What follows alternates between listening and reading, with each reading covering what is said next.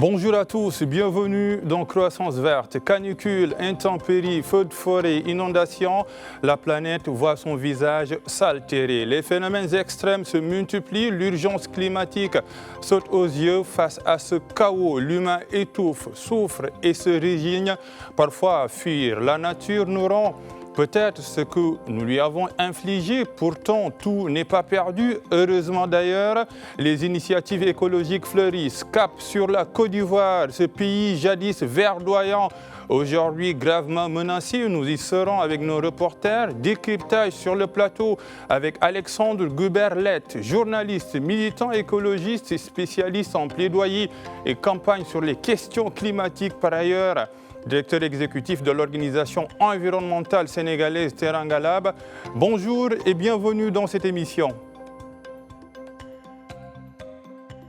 Bonjour Pape, merci pour cette invitation. Plaisir partagé. Rendons-nous à Abidjan. Chaque saison des pluies réveille la même angoisse. Il suffit de quelques heures de déluge pour que les rues se transforment en rivières. Au cœur de ces inondations, les déchets qui obstruent les réseaux d'assainissement et les caniveaux. C'est un reportage signé Zainab Dosso et Jean-Marc Grons.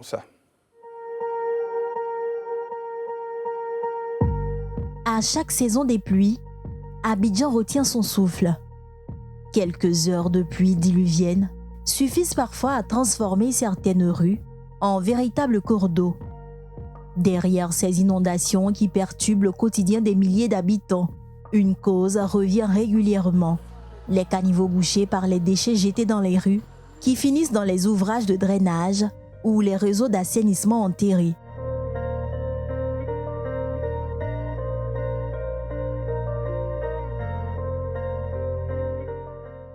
Quand les caniveaux sont bouchés et quand il pleut fortement, l'eau ne peut plus ruisseler. On doit aussi avoir une part de responsabilité en tant que citoyen.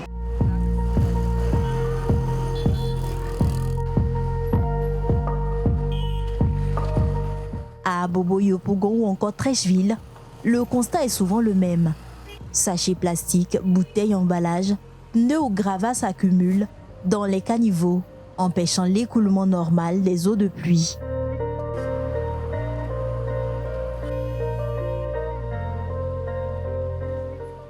Face à cette situation, les initiatives se multiplient.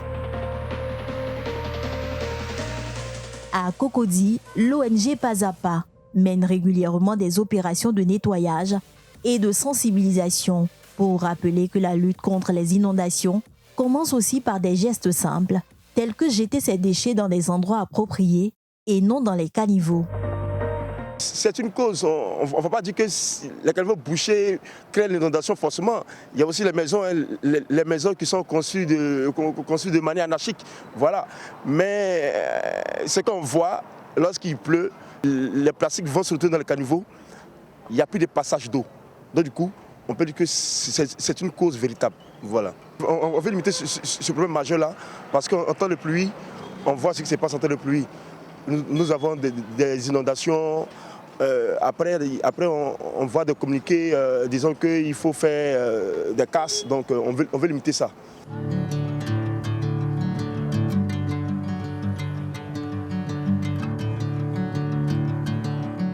Au plateau d'Okuy, certains habitants ont décidé de passer à l'action. Si ce n'est pas aujourd'hui, là, moi je n'ai jamais su qu'il y avait un égout ici qui pouvait évacuer l'eau jusqu'à la rue. Voyez.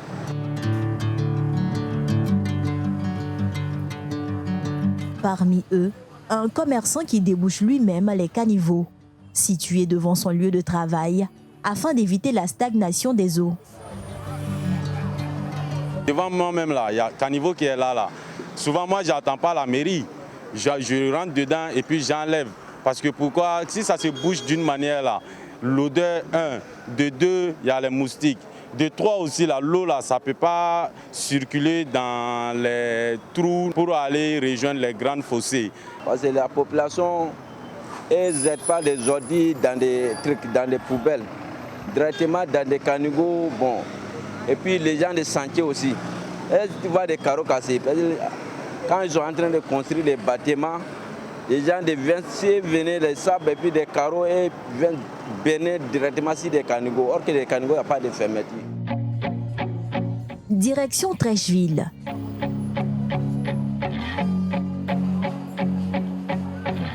Les opérations de curage y sont également visibles.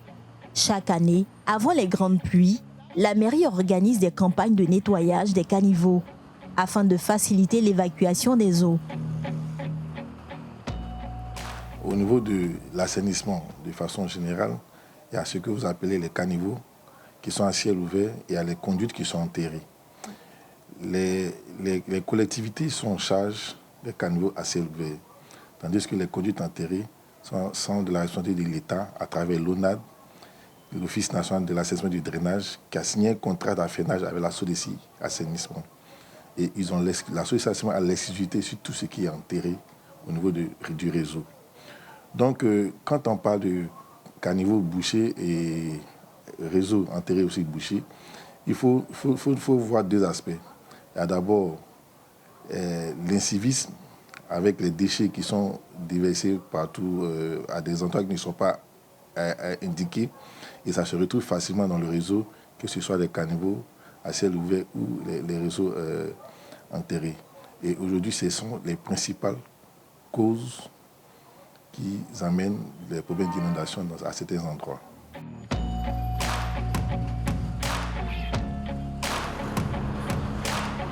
De son côté, le ministère en charge de l'assainissement poursuit plusieurs travaux d'aménagement et d'entretien des réseaux dans différentes communes du district d'Abidjan.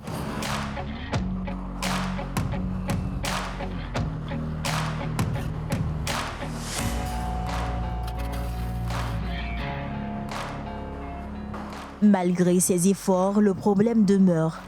Les comportements inciviques continuent d'alimenter l'obstruction des caniveaux, avec pour conséquences les inondations, des perturbations de la circulation, des commerces sinistrés à d'importantes pertes financières pour de nombreuses familles.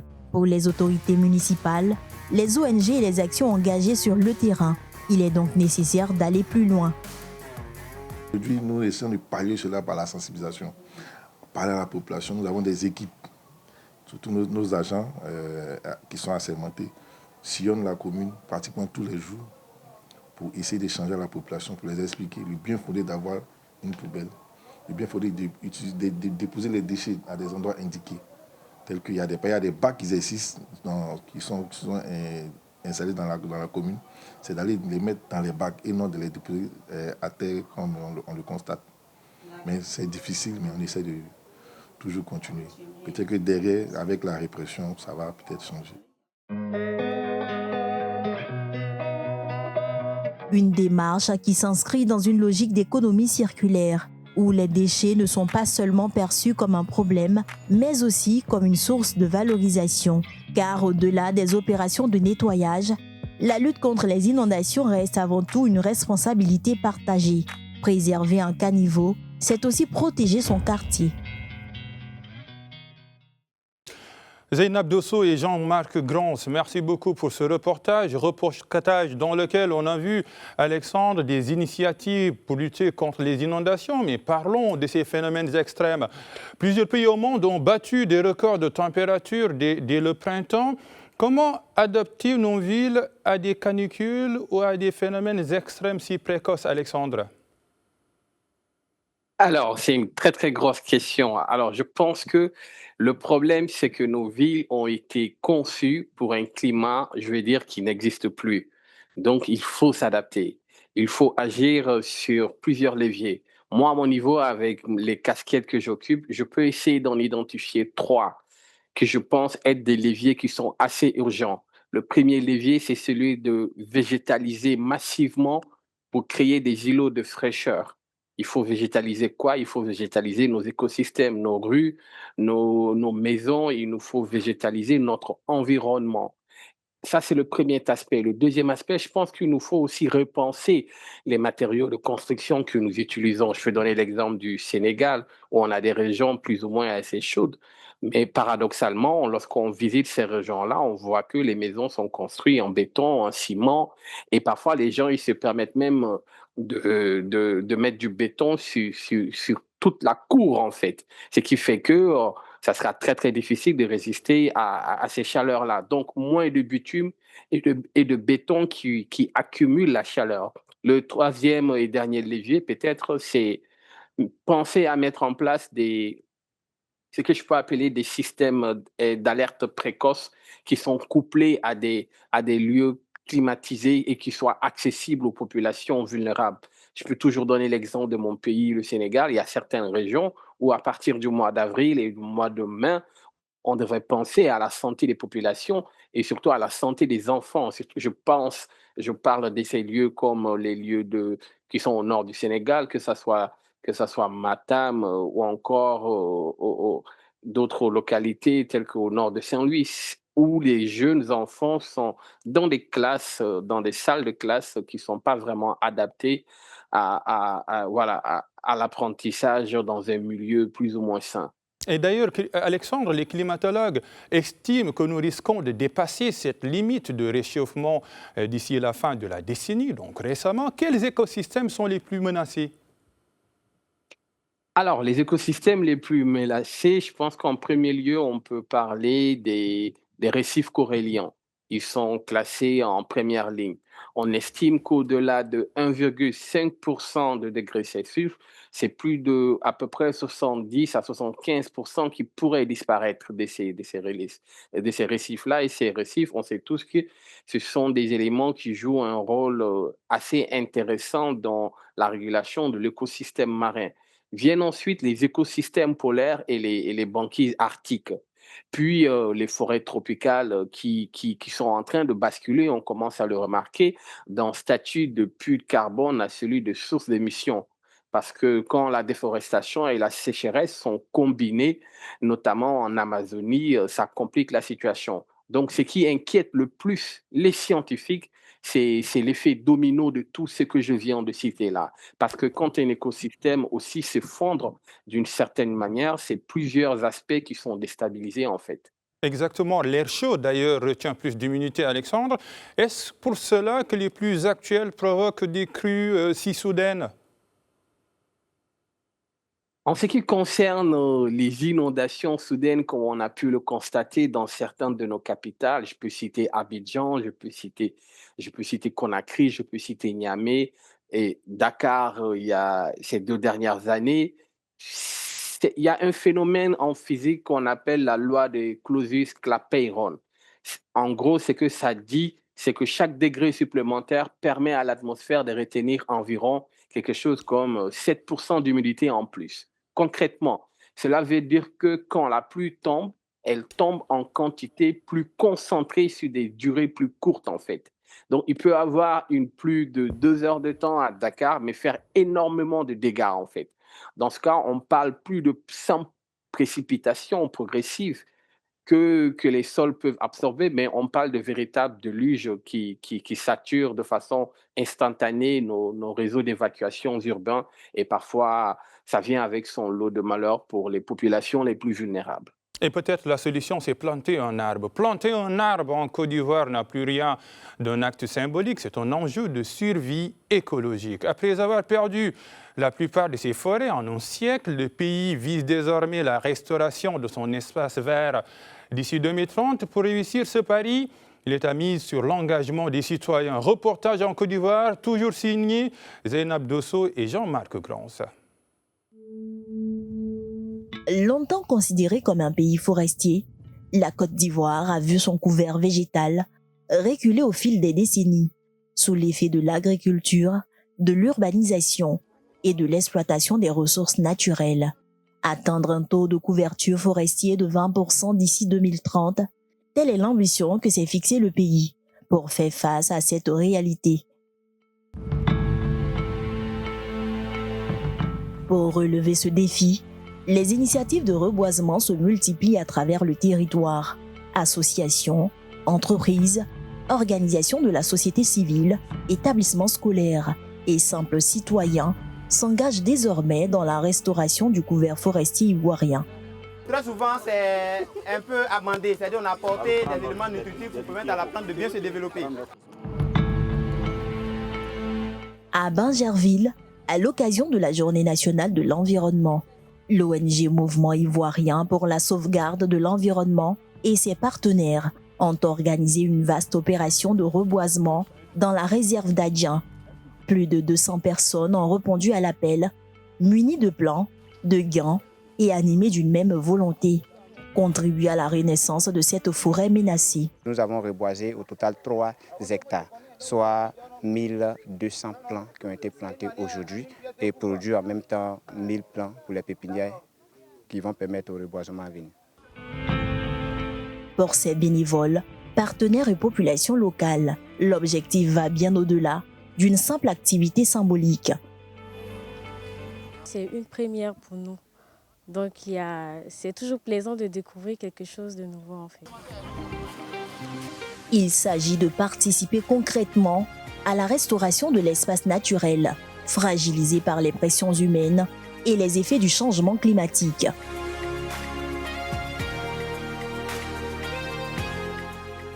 Mais le mouvement ivoirien pour la sauvegarde de l'environnement n'est pas seul dans ce combat. Quelques jours plus tard, les membres du mouvement des journalistes et communicants de Côte d'Ivoire se sont également prêtés à l'exercice du planting d'arbres, toujours dans la réserve d'Adjien. Nous respirons tous, nous buvons tous et pourquoi pas contribuer. La question du reboisement et également du couvert végétal n'est pas une question typiquement liée à un organisme ou encore à une entité. C'est une question de tous les Ivoiriens. Une initiative qui a mobilisé plusieurs professionnels des médias ainsi que des volontaires venus apporter leur contribution à la sauvegarde de cet espace forestier, dont certaines parties subissent une forte pression. L'objectif est aussi de faire de ce site un symbole de mobilisation citoyenne en faveur de la nature. Donc c'est vraiment important pour nous de marquer le pas par cette activité de planting et ça nous permet aussi derrière d'inspirer d'autres personnes en tant que journalistes, d'inspirer d'autres personnes à mener des actions écologiques. Tout en faisant attention à ne pas... Et cette sensibilisation commence dès le plus jeune âge. L'ONG Djeto et ses partenaires ont choisi d'impliquer les enfants dans leur activité de reboisement. Le sourire aux lèvres, ces tout petits découvrent les gestes simples qui permettent de protéger la nature. On est engagé à une bataille, dans un combat. Et ce combat, nous devons entraîner la génération à venir parce que c'est à elle qu'on va passer le relais. Parce que si aujourd'hui nous nous battons pour pouvoir restaurer le couvert forestier, si les enfants ne sont pas entraînés, c'est comme si nous sommes en train de nous battre contre nous-mêmes. Parce qu'on va léguer quelque chose à une génération qui n'a pas participé à la construction. Donc pour la détruire, c'est à un claquement de doigts. Et la preuve, c'est que quand nous voyons les enfants sur le terrain en train de mettre un arbre en terre, tu le vois heureux. Et la magie en cela, c'est que nous avons ajouté une application au Diké. Et ces enfants-là, quand ils mettent ce arbre en terre, c'est-à-dire qu'il a la possibilité d'aller et de suivre son arbre chaque fois. Et nous sommes en train de battre pour que ça soit une réalité, pour que chaque enfant qui a planté un arbre puisse être un protecteur de cet arbre-là. Alors que les opérations de planting se multiplient à travers le pays, une interrogation demeure. Le reboisement est-il devenu un simple effet de mode ou traduit-il un véritable engagement citoyen? Je pense qu'au départ, c'était un effet de mode parce qu'on nous le demandait. Mais de plus en plus, on comprend qu'on ne doit plus utiliser ça comme un outil de communication. Et d'où les partenariats qui sont tissés dans le long terme pour s'assurer de la pérennité. Si l'effet de mode doit permettre de reconstruire le couvert forestier, alors faisons tous ensemble la promotion de cet effet de mode-là en fait. Et à notre niveau, ce n'est pas un effet de mode. Pour nous, c'est un sacerdoce parce que nous avons été scolarisés à travers la manne que nos parents ont pu recueillir à travers ces forêts. Et ce que nous avons comme particularité, c'est que nous y allons avec les enfants, c'est vrai. Et la deuxième chose, c'est que nos arbres sont géolocalisés. D'ici 2035, nous ambitionnons reboiser 1 million d'hectares. Et il faut que chaque arbre de ce million d'hectares soit localisable. De sorte que, quand nous recueillons les coordonnées, les longitudes et les latitudes que nous remettons à l'enfant, depuis Google Maps, l'enfant peut voir son arbre grandir. Pendant qu'il grandit avec son arbre. Pour de nombreux observateurs, la réponse se trouve dans la durée. Chaque arbre mis en terre représente bien plus qu'un simple plan. C'est un investissement pour l'avenir et une contribution à la reconstruction du patrimoine forestier ivoirien, d'où l'importance de la sensibilisation. Vous savez que nous sommes dans une réserve qui est récente que on a pu l'avoir dans la gestion de l'OIP. Et cette réserve a des espaces qui sont dénudés à cause des situations où les gens ont exploité l'espace. Aujourd'hui, on a récupéré notre espace, on est en train de reboiser des plants, reboiser l'espace pour avoir un bon couvert, pour protéger toujours la nappe d'eau qui est la lagune Adjien. Ce n'est pas la première fois que nous faisons le reboisement ici. Il y en a eu déjà d'autres partenaires aussi qui nous ont accompagnés.